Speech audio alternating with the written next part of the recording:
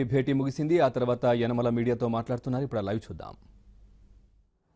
Criminal కుటుంబం నుంచి వచ్చినటువంటి నాయకుడు ఇతను ఒక్కడో కూడా తెలుగుదేశం పార్టీని ఎదుర్కోలేడనేటువంటి ఒక ఆలోచనతో ఇతను టీఆర్ఎస్ తోటి చేతులు కలిపి మోడీ సహకారం తీసుకుని ఆంధ్రప్రదేశ్లో జరుగుతున్నటువంటి అభివృద్ధి సంక్షేమ కార్యక్రమాలకి ఆటంకం కలిగించడమే కాకుండా ఆర్థికపరమైనటువంటి సహాయం కేంద్రం నుంచి ఏమీ రాకుండా అడ్డుపడే వాళ్ళలో జగన్మోహన్ రెడ్డి ప్రథముడు, దానికి దోహదం చేస్తున్నటువంటి మోడీ గారు. అదేవిధంగా రీఆర్గనైజేషన్ యాక్ట్లో ఉన్నటువంటి ఇష్యూస్ సెటిల్ చేయకుండా ఇంకా మనకు కొన్ని వేల కోట్ల రూపాయలు బైఫర్కేషన్ అయిన తర్వాత మన రాష్ట్రం ఇక్కడికి వచ్చిన తర్వాత రాష్ట్రాలకు రావాల్సినటువంటి 9th షెడ్యూల్ కానీ 10th షెడ్యూల్ కానీ వేరియస్ ప్రాపర్టీస్ అన్నీ కూడా అక్కడ ఉన్నాయి. మనకి కంబైన్డ్ స్టేట్లో ఏర్పాటు చేసినటువంటి అసెట్స్ చాలా ఉన్నాయి. ఆ అసెట్స్ కానీ మనం డిస్ట్రిబ్యూట్ చేసుకుంటే మనకు దాదాపు కొన్ని వేల కోట్ల రూపాయలు మనకు వస్తుంది ఆంధ్రాకి.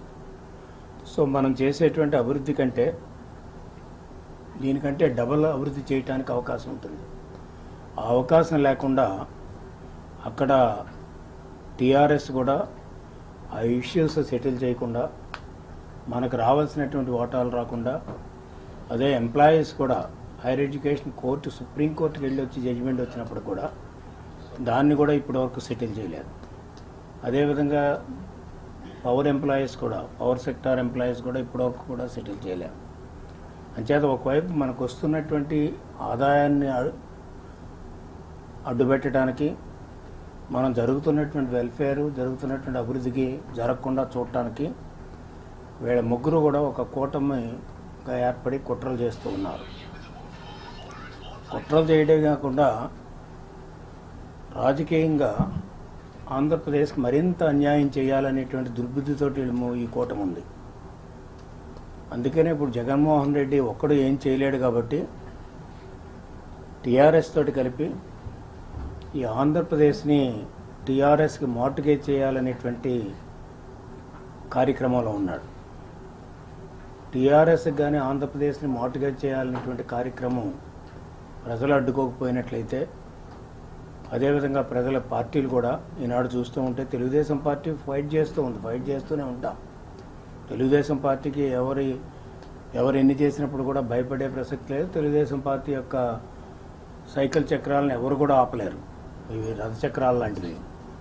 అయితే వీడు చేసేటువంటి ప్రయత్నం, జగన్ చేసేటువంటి ప్రయత్నం మెయిన్గా చూస్తే ఆంధ్రప్రదేశ్ని టీఆర్ఎస్కి మార్టిగేజ్ చేయాలనేటువంటి ప్రయత్నం చేస్తే, తీసుకెళ్లి ఆంధ్రప్రదేశ్ని కానీ టీఆర్ఎస్ చేతిలో పెడితే టీఆర్ఎస్ ఇక్కడ ఉండేటువంటి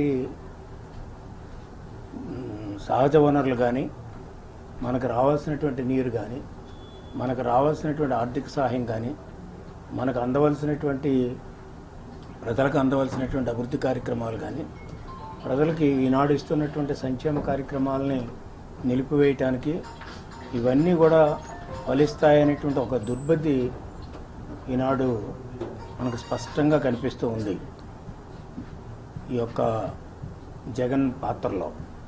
అంటే జగన్కి ఈ రోజున మొత్తం ఏదైతే అతని చరిత్ర ఒకసారి చూస్తే వాళ్ళ కుటుంబం చరిత్ర కూడా చాలాసార్లు చెప్పాను. అంటే ప్రాపర్టీస్ ధ్వంసం చేసి వాళ్ళ తాతగారు, అదేవిధంగా ఆ రోజున పార్ట్నర్ని కూడా మరి ఏం చేశారనేది అందరికీ తెలుసున్నటువంటి విషయమే. తర్వాత ఆస్తులు సంపాదించారు. తర్వాత రాజశేఖర రెడ్డి కూడా సాక్షాత్తు సెక్రటేరియట్లోనే అతని మీద అటాక్ జరిగింది. అంటే ఇది ఎందుకు చెప్తున్నా అంటే వాళ్ళ యొక్క చరిత్ర, ఫ్యామిలీ ఎదటి వాళ్ళు బాగుపడకూడదు, వాళ్ళు లేనటువంటి రాష్ట్రం బాగుపడకూడదు, వాళ్ళ పరిపాలనలో లేకపోతే ఎవరు కూడా పరిపాలించడానికి వీలు లేదు అనేటువంటి సంస్కృతి సాంప్రదాయాలు, అదేవిధంగా ఒక రాక్షసత్వం కలిగినటువంటి మనస్తత్వం ఉన్నటువంటి జగన్మోహన్ రెడ్డి గారు. ఎంచేతంటే ఆయన పార్లమెంట్ మెంబర్గా ఉన్నాడు, వాళ్ళ నాన్న ముఖ్యమంత్రిగా ఉన్నప్పుడు. అదేవిధంగా రాజకీయాల్లో కూడా ఉన్నాడు, బెంగళూరులో నివాసం ఏర్పాటు చేసుకున్నాడు. తండ్రి అధికారంలో ఉండగా దాదాపు 1,00,000 కోట్ల పైన సంపాదించినటువంటి వ్యక్తి. అంటే అధికారం లేకపోయినా 1,00,000 కోట్ల రూపాయలు ఆనాడు సంపాదించి ఇంచుమించు 1,00,000 ఎకరాలు సెజ్ల పేరుతోటి దోచేసుకుని ఈ రోజున బీసీల సైట్లు కానీ, అదేవిధంగా ఎస్సీల యొక్క భూములు కానీ, ఎస్టీల యొక్క భూములు కానీ ఇవన్నీ కూడా వాళ్ళు దుర్వినియోగం చేయడమే కాకుండా మేము అపోజిషన్లో ఉన్నప్పుడు శాసనసభలో చాలా నిలబెట్టాం. ఉదాహరణకి ఇడుపులపాయలోనే మనం చూస్తే ఆ రోజున అసైన్డ్ ల్యాండ్స్, ఎస్సీస్కి సంబంధించినటువంటి అసైన్డ్ ల్యాండ్స్ అవి వీళ్ళు తీసేసుకోవడానికి ప్రత్యేకంగా ఒక చట్టం తీసుకొచ్చాడు రాజశేఖర్ రెడ్డి. ఆ రోజు స్ట్రాంగ్గా అపోజ్ చేశాం. అదేవిధంగా ఎస్టీ సబ్ ప్లాన్ ఆ రోజు ఉన్నటువంటిది డైవర్ట్ చేసి ఎస్టీలకు అన్యాయం చేశారు. ఆ విధంగా మిగతా ఎస్సీ జెడ్ల పేరుతోటి బీసీ ల్యాండ్ కానీ ఎస్సీ ల్యాండ్ కానీ ఇవన్నీ కూడా తీసేసుకోవడం జరిగింది. ఇటువంటి చరిత్రే కాకుండా ఇంచుమించు ఏదైతే 11 ఛార్జ్ షీట్లు ప్రతి శుక్రవారం ఏదైతే కోర్టుకు వెళుతున్నాడో, అదేవిధంగా ప్రతి 11 ఛార్జ్ షీట్లలో మేము చెప్పినటువంటి 1,00,000 కోట్ల రూపాయల్లో 43,000 కోట్ల రూపాయలు ఎప్పటికే అతను అటాచ్మెంట్ అయింది. అది మనకి రావాలి, మన రాష్ట్రం యొక్క ప్రాపర్టీ. అది మన రాష్ట్రానికి రావాలని కేంద్ర ప్రభుత్వంతో విన్నవిస్తున్నాం. అదేవిధంగా ఇతను కూడా డిమాండ్ చేస్తున్నాం. ఏదైతే ఈడీ ఐడెంటిఫై చేసి కన్ఫర్మ్ చేశాడో, అటాచ్మెంట్ చేశాడో 43,000 కోట్ల రూపాయలు, అది తిరిగి ఇవ్వాల్సినటువంటి అవసరం ఉందని. అంచేత అతని ప్రయత్నం అంతా కూడా వీలైనంత వరకు కూడా అధికారంలోకి రావడానికి అన్ని రకాలుగా ప్రయత్నం చేస్తున్నాడు. అది జరగనటువంటి కళ, ఒక కళగానే మిగిలిపోతుంది తప్ప అతను అధికారంలోకి రావడం అనేటువంటిది అసలు హైలీ ఇంపాసిబుల్. ఎందుకంటే రాష్ట్రాన్ని దోచేసిన వాడికి ఓట్లు వేస్తారని మేమైతే అనుకోవడం లేదు. ఇదొక ఇష్యూ. అంచేత అటువంటి పరిస్థితులు లేవు కాబట్టి, అతనికి అనుకూలమైనటువంటి రాజకీయ అనుకూలమైనటువంటి పరిస్థితులు రాష్ట్రంలో లేవు కాబట్టి ఎదటి వాళ్ళ సలహాలు తీసుకుని, ఎదటి వాళ్ళ యొక్క సహకారం తీసుకుని ఈ రాష్ట్రాన్ని గబ్బుబట్టించాలని కానీ, ఈ రాష్ట్రాన్ని తనఖా పెట్టాలని కానీ టీఆర్ఎస్కి ప్రయత్నం చేస్తున్నాడు. దీన్ని తీవ్రంగా ఖండిస్తున్నాం. ఇది ప్రజలు కూడా గుర్తించవలసినటువంటి అవసరం ఉంది. అదేవిధంగా అనేక రకాలైనటువంటి ఆరోపణలు చేస్తున్నారు. Telugu Desam party it's party of weaker sections. Telugu Desam పార్టీకి బ్యాక్ బోన్ బేసిక్గా బలహీన వర్గాలు, బీసీసీలు. అంచేత ఇటువంటి ఎస్సీలు, ఎస్టీలు, బీసీలు ఈ రోజున చూస్తే అధికారంలో ఉన్నప్పుడు కానీ అధికారంలో లేనప్పుడు కానీ బలహీన వర్గాలకి 50% చేసే నాడు ఎన్టీ రామారావు గారి దగ్గర నుంచి ఇప్పుడు కూడా పార్టీలో కానీ అధికారంలో కానీ 50% బలహీన వర్గాలకు ఇచ్చినటువంటి పార్టీ, ఏకైక పార్టీ ఒక్క తెలుగుదేశం పార్టీ. దీన్ని కప్పిపుచ్చడానికి సరే మొన్న ఏదో బీసీ సదస్సుని పెట్టుకున్నారు, బీసీ గర్జనని. ఇవన్నీ కూడా రాంగ్ కమ్యూనికేట్ చేయడానికి చేసేటువంటి ప్రయత్నాలు. ఇప్పటికీ ఎప్పటికీ ఏనాడు కూడా బలహీన వర్గాలు తెలుగుదేశంతోనే ఉంటారు. ఎందుకంటే తెలుగుదేశం పార్టీ సంక్షేమ రాజ్యాన్ని స్థాపించేటువంటి పార్టీ, సంక్షేమ కార్యక్రమాలు చేపట్టేటువంటి పార్టీ, పేదరికాన్ని నిర్మూలించేటువంటి పార్టీ. అంచేత బలహీన వర్గాలందరూ కూడా ఉంటారు. ఈ పార్టీకి కులాలతో నిమిత్తం లేదు. ఎవరు పేదవాళ్ళైతే, ఎవరు సమాజంలో ఇబ్బందులు పడుతున్నటువంటి వ్యక్తులు ఎవరైతే వాళ్ళకే తెలుగుదేశం పార్టీ నడుంకి వస్తుంది తప్ప ఎవరికి వేరే వాళ్ళకి కాదు. అంచేత వాళ్ళు ఎంతో కుల రాజకీయాలు అనేటువంటి దాని మీద మళ్ళీ ప్రజల్ని తప్పుతోవ పట్టించడానికి వాళ్ళు ప్రయత్నాలు చేస్తున్నారు. తెలుగుదేశం పార్టీ ఒక కులానికి సంబంధించింది కాదు, ఒక మతానికి సంబంధించింది కాదు, ఒక ప్రాంతానికి సంబంధించింది కాదు. ఇది అన్ని ప్రాంతాలు, అన్ని కులాలు, అదేవిధంగా అన్ని మతాలకు సంబంధించినటువంటి పార్టీ. అందుకనే తెలుగుదేశం పార్టీ అంటే ఈనాడు ప్రజల్లో ఆదరణ పెరుగుతుంది. ఆదరణ పెరిగి మళ్ళీ వీళ్ళు ఎక్కడ అధికారంలోకి వచ్చేస్తారో అన్నట్టు భయం పట్టుకుంది. అధికారంలోకి వస్తే వాళ్ళకి పుట్టగతులు ఉండవు అనేటువంటి భయం కూడా పట్టుకుంది. అందుకనే ఎక్కడ మన రాష్ట్రంతో సంబంధం లేనటువంటి పార్టీలతోటి సయోధ్య పెట్టుకుని అదేవిధంగా కుట్రలు చేస్తూ ఈ రాష్ట్రాన్ని ధ్వంసం చేయాలనేటువంటి ప్రయత్నం చేస్తున్నటువంటి జగన్మోహన్ రెడ్డికి, అదేవిధంగా మోడీ గారికి సరి అయినటువంటి గుణపాఠం చెప్పాలి. ఎందుచేతంటే ఈ కుట్ర చాలా ప్రమాదకరమైనటువంటిది. రాష్ట్రాన్ని తనఖా పెడితే టీఆర్ఎస్కి కానీ మోడీకి కానీ జగన్మోహన్ రెడ్డి రాష్ట్రంలో ఇంకా భవిష్యత్తులో మనకి వ్యవసాయం చేసుకోవడానికి నీరు రాదు. అదేవిధంగా మనకు రావాల్సినటువంటి సంక్షేమ కార్యక్రమాలకి నిధులు అందవు. అదేవిధంగా అటు మోడీ నిధులు ఇవ్వడం, అదేవిధంగా మనకి ఏవైతే పెండింగ్ టీఆర్ఎస్ ప్రభుత్వంతో పెండింగ్లో ఉన్నటువంటి ఇష్యూస్ ఏమైనా అవి కూడా సెటిల్ కావు. దానివల్ల దాదాపు ఒక 40,000 కోట్ల రూపాయల వరకు కూడా 9 షెడ్యూల్ కానీ 10 షెడ్యూల్ కానీ సెటిల్ అయితే అవి కూడా మనకు రావాల్సినటువంటి అవి కూడా రావు. అంచేత ఇంత నష్టం చేస్తున్నటువంటి పార్టీల్ని సరిగ్గా గుర్తుంచుకోవాల్సినటువంటి బాధ్యత ప్రజల మీద ఉంది. వీళ్ళని తిరస్కరించవలసినటువంటి బాధ్యత మనకుంది. ఆనాడు చూసాం కేసీఆర్ ఏ రకమైనటువంటి మాటలు మాట్లాడడం ఆంధ్ర వాళ్ళు అనేటప్పటికి, ఆంధ్ర వాళ్ళ ఆస్తులన్నీ కూడా మేము తీసేసుకుంటాం అనేటువంటి రీతిలో చాలా భయంకరమైనటువంటి అసహ్యంకరమైనటువంటి అనెతికల్ వర్డ్స్ కూడా ఆ రోజున ఉపయోగించారు. అంచేత ఆంధ్ర వాళ్ళు హైదరాబాద్లో ఉండడమే బాధగా ఉన్నట్టుగా వాళ్ళ ఆస్తులన్నీ కూడా మేము తీసుకుంటాం అనేటువంటి రీతిలో మాట్లాడారు. అది కూడా ఈనాటికి కూడా ఆ గాయాన్ని మర్చిపోలేదు ప్రజలు.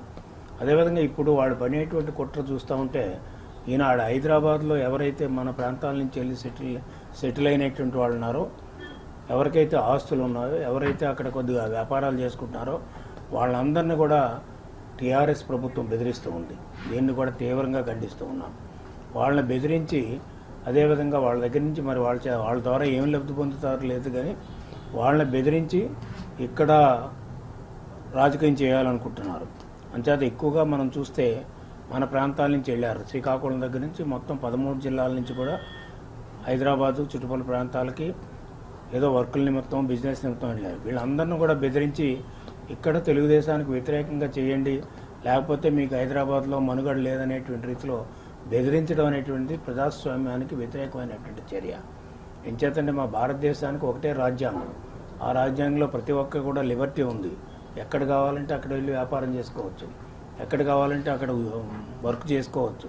ఆ వర్క్ చేసుకుని కష్టపడి సంపాదించేటువంటి ప్రజల్ని, అదేవిధంగా వ్యాపారాలు చేసుకుని సంపాదించేటువంటి ప్రజల్ని, నాయకుల్ని వీళ్ళందరం కూడా బెదిరించి ఈనాటి తెలుగుదేశం పార్టీకి వ్యతిరేకంగా చేయండి ఆంధ్రప్రదేశ్లో అని చెప్పడం చాలా దుర్బుద్ధే కాకుండా చాలా ఇబ్బందికరమైనటువంటి విషయమే కాకుండా చాలా దారుణం. దీన్ని తీవ్రంగా కూడా ఖండిస్తున్నాం. అంచేత జగన్మోహన్ రెడ్డి చేసేటువంటి కార్యక్రమాలు ఇటు టీఆర్ఎస్ను ఉపయోగించుకోవడానికి, అదేవిధంగా మోడీ కూడా చూస్తే చిన్న చిన్న వాళ్ళని కూడా ఐటీ రైట్స్, ఈడీ రైట్స్ ఇవన్నీ కూడా చేస్తున్నారు. అంచేత కేంద్రంలో ఉండేటువంటి వ్యవస్థలన్నిటి కూడా మోడీ గవర్నమెంట్ ఉపయోగించుకుని, మోడీ గారు ఒకవైపు, అదేవిధంగా ఇక్కడ టీఆర్ఎస్ ప్రభుత్వం మన సెటిలర్స్ మీద దౌర్జన్యం చేయడం, అదేవిధంగా వాళ్ళని ఇబ్బంది పెట్టడం, ఇవన్నీ కూడా కావాలంటే కేసు వైజ్ తర్వాత ఇస్తాం, ఇవన్నీ చేయడం అనేటువంటిది చాలా దారుణమైనటువంటి ప్రజాస్వామ్యంలో ఎక్కడ ఏ ప్రభుత్వంలో, ఏ రాష్ట్రంలో, ఏ దేశంలో కూడా జరగలేదు. అంత అప్రజాసకమైన చర్యలకి ఈ జగన్మోహన్ రెడ్డి పాల్పడుతున్నాడు. ఒకవైపు క్రిమినల్ బ్యాక్గ్రౌండ్, క్రిమినల్ మైండ్ ఉన్నటువంటి నాయకుడు. అదేవిధంగా మనం చూస్తే ఈనాడు అందుకనే ఇటువంటి కుట్రలు జరుగుతున్నాయి కాబట్టి ప్రజలందరూ కూడా వీళ్ళ పట్ల అప్రమత్తంగా ఉండాలి. ఎంచేతంటే ఇప్పటికే చాలా నష్టపోయాం. ఈ నష్టపోయిన దానికి ఇంకా మరింత నష్టం చేసేటువంటి ప్రయత్నం వీళ్ళందరూ కూడా అంటే ప్రజాస్వామ్యంలో ప్రజలే ముఖ్యమైనటువంటి పాత్ర వహించవలసినటువంటి అవసరం ఉంది. పార్టీల పరంగా తెలుగుదేశం పార్టీని ఎవరు ఏం చేయలేరు. రేపు 2019లో మళ్ళీ తిరిగి అధికారంలోకి వచ్చేదే తెలుగుదేశం పార్టీ. అంటే తెలుగుదేశం పార్టీ అన్ని రకాలుగా ఎవరితోటి అయినప్పుడు కూడా ఈనాడు మా నాయకుడు మోడీ గారితో అవుట్ రైట్గా ఫైట్ చేస్తున్నాడు నేషనల్ లెవెల్లో. అదేవిధంగా నేషనల్ లెవెల్లో కూడా ఆల్ నాన్ బీజేపీ పార్టీలను కూడా ఒకటై ఫైట్ చేస్తున్నారు. అంటే అది ఈరోజే కాదు, చరిత్ర తెలుగుదేశం పార్టీకి మొదటి నేషనల్ ఫ్రంట్, యూఎఫ్, అదేవిధంగా యూఎన్పిఏ, అదేవిధంగా ఇప్పుడు మళ్ళీ నేషనల్ అలయన్స్ ఇవన్నీ కూడా జరుగుతున్నాయి. అంటే తెలుగుదేశం పార్టీ ఒక లీడర్షిప్, ఒక పట్టుదల, ఒక కమిట్మెంట్ ఉన్నటువంటి నాయకత్వం ఈ భారతదేశంలో. అంచేత ఆ విధంగానే మనం వెళుతున్నాం కాబట్టి తెలుగుదేశం పార్టీని అన్ని విధాలుగా ఇబ్బంది పెట్టాలని ప్రయత్నం చేసేటువంటి కుట్రలకి ప్రజలే సరి అయినటువంటి గుణపాఠం చెప్పాలి. మళ్ళీ వీళ్ళందరూ కూడా అధికారంలోకి వస్తే ఈ 1,00,000 కోట్లు దాచుకోవడమే కాదు, దాచుకున్నటువంటిది పదిలంగా దాచుకోవడమే కాకుండా అదేవిధంగా చూస్తే ఈనాడు మళ్ళీ ఇంకా ఈ రాష్ట్రాన్ని దోచుకునేటువంటి ప్రయత్నం జగన్ చేస్తాడు. ఒకటి దోచుకున్నదంతా కూడా దాచుకోవడానికి ప్రయత్నం చేయడం, రెండోది మళ్ళీ ఫర్దర్గా అధికారంలోకి కానీ ఇస్తే మళ్ళీ ఇంకొక దానికంటే డబుల్ దోచుకోవడానికి ప్రయత్నాలు చేయడం.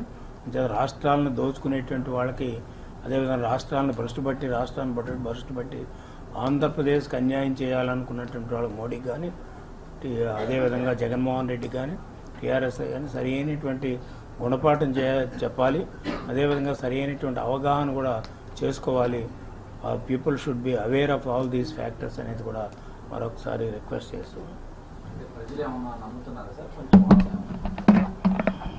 ఇద్దరు అయిపోయిన తర్వాత మాట్లాడాలి.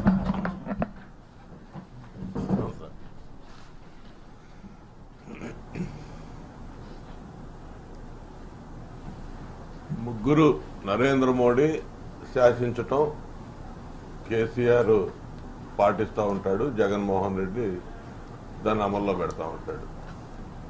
ఈ దుష్టత్రయం ఏదైతే ఉందో ఒక కక్షభూని ప్రవర్తిస్తూ ఉన్నట్టుంది ఆంధ్రప్రదేశ్ రాష్ట్రం మీద. ఈ రాష్ట్రంలో వాళ్ళకి అధికారం కల్లా, అధికారం